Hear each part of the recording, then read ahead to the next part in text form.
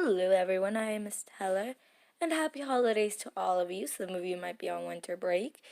So this is kind of a holiday thing, and I'm sorry I haven't been posting Married and Pregnant. I've been posting the other one a lot.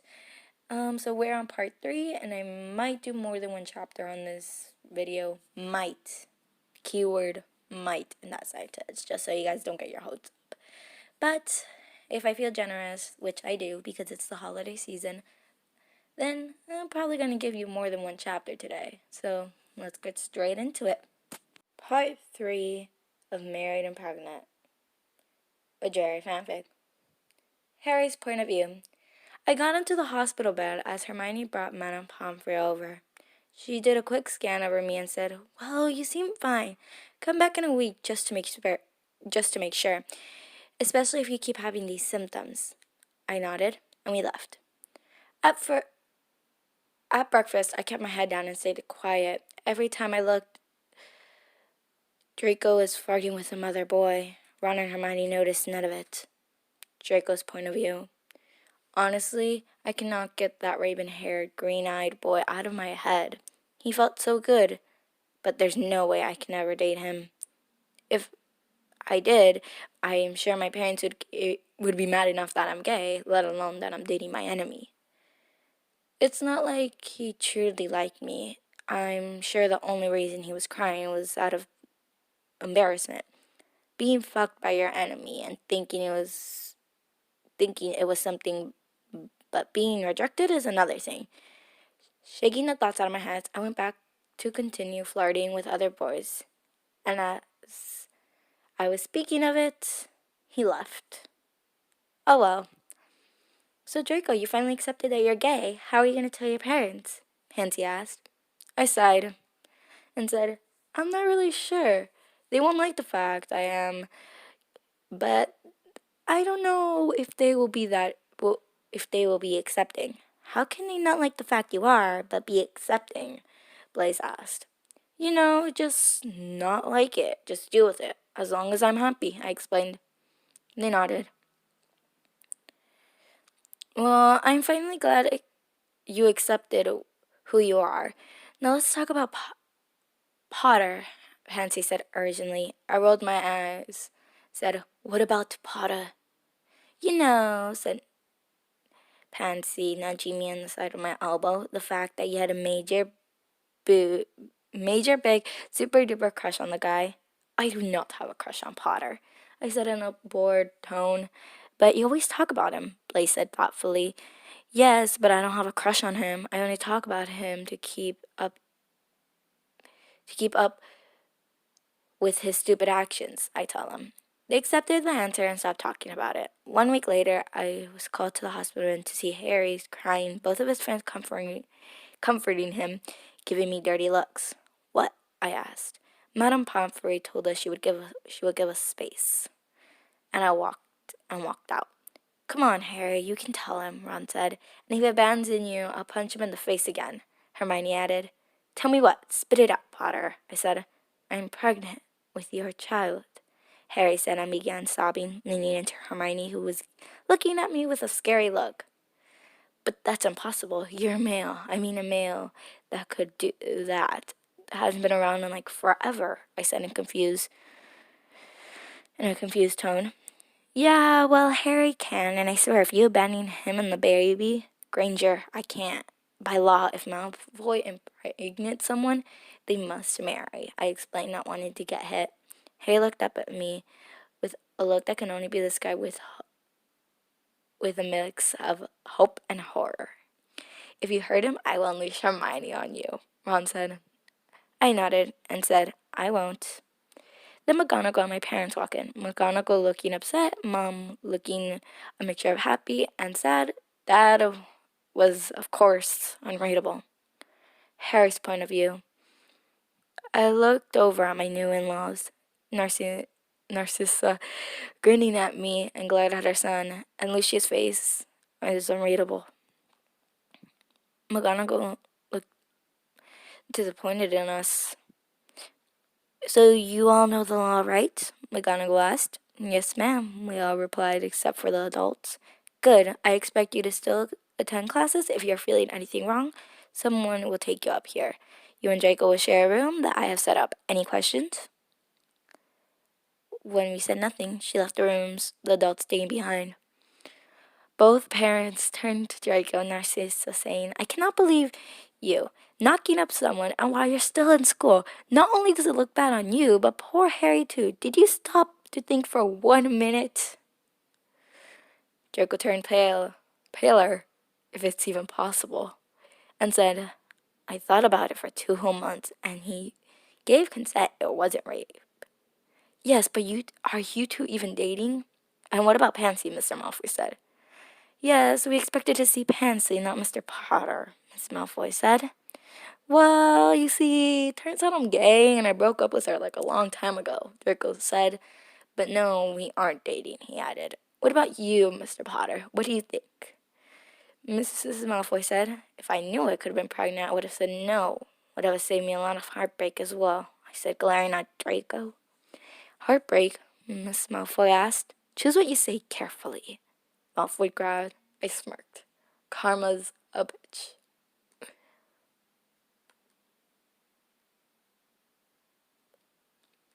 We are on to part 4, and since I'm feeling generous thanks to the Christmas spirit, or holiday spirit, whatever you guys celebrate, I'm going to read another chapter.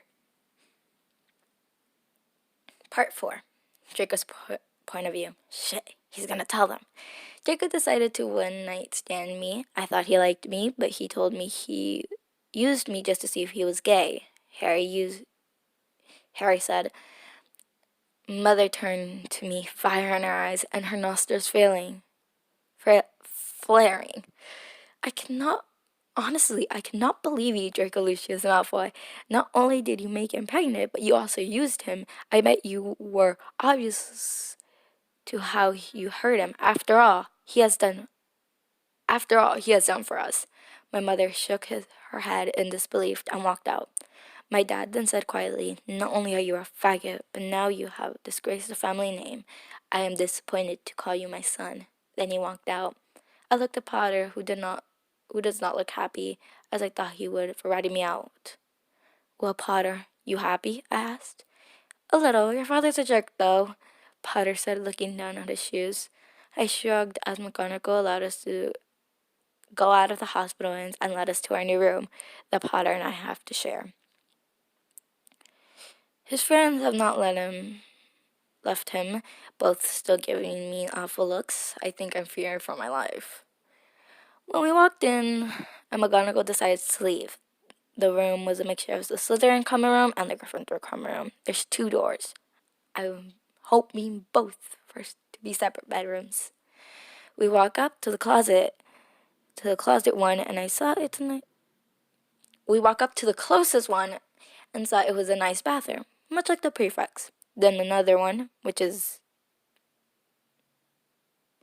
the bedroom. The curtains are silver and green, while the sheets and blankets are red and gold. Granger and Weasley both left, deciding we could use this time to try and get along and settle in. Looks like we're sharing a bed, Harry mutters quietly.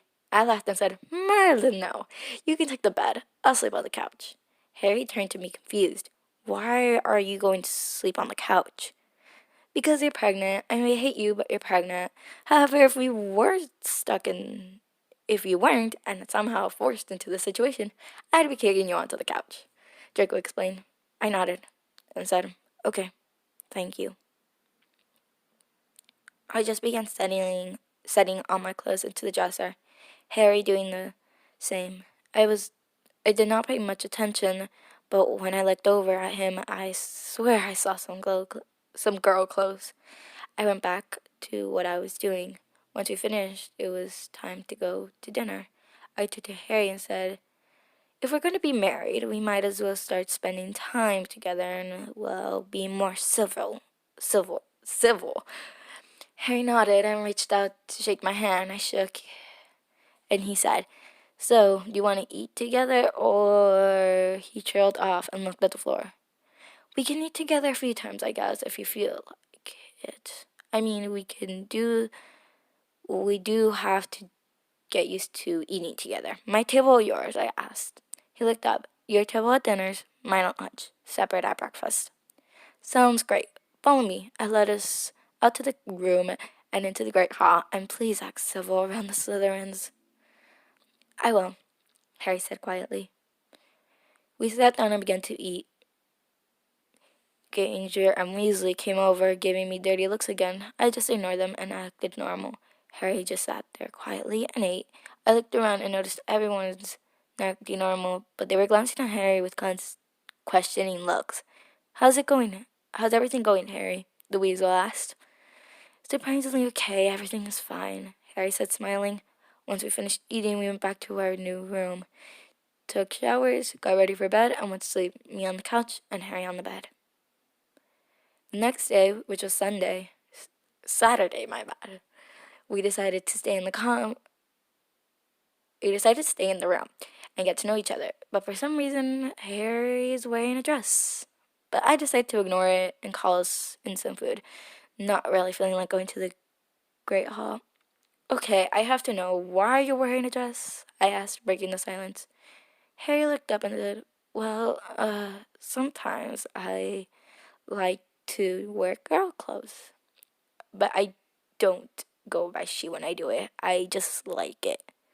So you're a femboy? I asked, remember Pansy telling me about that. Harry nodded and said, yeah, I guess. I nodded and said, cool. Why have I never seen you in girl attire? I don't really wear it outside the dorms, Harry said. Do Hermione and Rondo? I asked. Yeah, they're the only ones. What about the muggles you live with? Like hell. If they found out, they would beat me with inches of my life. As soon as I'm able to, I got my own apartment, and there is where I started alone.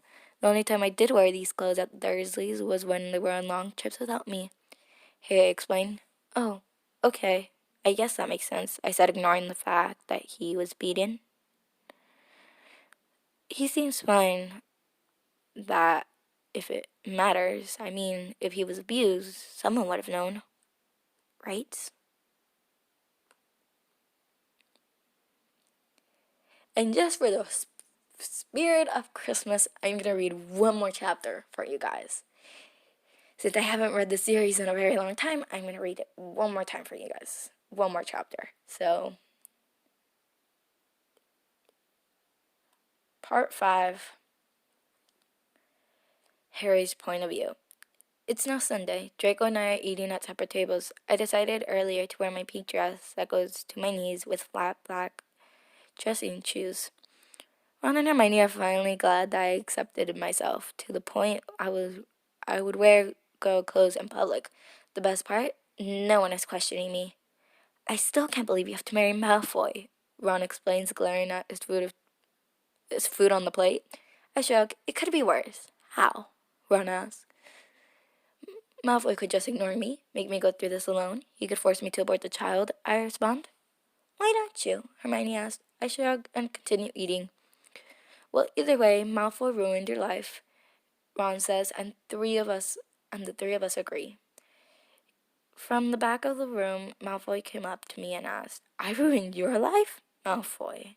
No, Potter, you ruined my life more than I ruined yours. I had plans, and now thanks to you getting pregnant, I have to quit some of them. And now I'm a disappointment in my parents' eyes, he said with watering eyes. Well, I had plans too. I'm the one who's pregnant. I'm the one who's carrying the child. I had a crush on you, and then you used me. I wanted to go and find someone who actually loved me. But no, I had to settle with a man who used me. Then ran to the room and slammed the door shut. I curled up on the bed and began to cry. Nothing can go right for me. Absolutely nothing. First Dumbledore dies, then the war. Now my school enemy got me pregnant after using me. I hear a soft knock on the door, and Draco quietly says, Potter? Leave me alone, Malfoy. You don't even need to speak to me. All you have to do is marry me. When we get a house, we won't need to share a room. You can have as many affairs as we want. I'm sure you'd like that. That's what you would want, isn't it? I say. No, Harry, I'm sorry. Plus, an affair would look bad on my family's name. And you're right, I hurt you more than I realized. It was my idea to get you into the room of requirements. I shouldn't have used you. I ruined both our lives, Malfoy said with a little bit of guilt in his voice. Draco's point of view. I stand outside the bedroom, glaring at the door. I was pointing out what you did. I guess we should just forgive and forget, right? We will be living with each other. I guess we should at least try to be civil. Harry responded by opening the door. Harry's point of view. We sit on the couch and have a polite conversation. Then we go to our lunch and eat at our rightful tables. I tell Hermione and Ron about what happened, and then they shrug and Ron says, "Well, what are you gonna do? He is a prat." I nod and say, "I just hope I will get used to him. I mean, I'm sure we'll be able to live together just fine without wanting to kill each other." They nod, and Hermione says, "I'm sure you will, especially after you have the child." I nod and continue eating. After lunch, we decide to go for a walk around the lake. Draco and his two friends, Pansy and Blaze, joined us. "So, the wedding, where's it going to be?" Pansy asked, smiling. I think anywhere Draco wants is fine. I can't really think of anything," I say. I think the more important question is when. Just as long as I marry Harry within 3 years, it'll be fine. To be honest, I've always wanted a winter wedding. It's just so beautiful then, Draco says, grinning at me. I nodded in agreement. That would be nice. Inside or outside? I asked. The party would be outside, the marriage and the dinner would be inside. Maybe near a window so we can see outside, Draco says. Then we sit down and look at the lake. So, big shout out to UniKitty321 for letting me read the story to you guys, and hope you have a Merry Christmas, Kwanzaa, whatever you guys celebrate, and peace. Okay, so I know how long this video is on its own. It's already 17 minutes. I was looking at the audio and I was like, whew, this is long. So, I'm sorry if you hear a lot of... Yeah, I was really close to the microphone in this video, so that's all I wanted to say, and happy holidays. Bye!